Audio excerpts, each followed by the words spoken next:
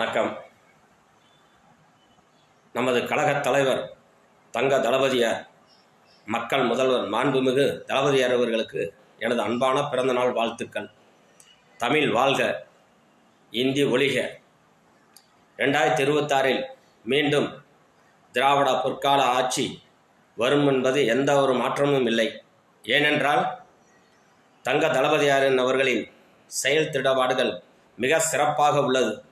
மகளிருக்கு உரிமை தொகை 1000, மாணவ செல்வங்களுக்கு 1000, கல்வி வளர்ச்சியடைய பல திட்டங்கள், மகளிருக்கு இலவச பஸ் பயணம், எத்தனையோ திட்டங்கள் செய்து கொண்டு இருக்கிறார். இவ்வளவு சிரமம், பட்ஜெட்டு சிரமங்களில் போராடி இன்னைக்கு மக்களுக்காக உழைத்து கொண்டு இருக்கிறார்.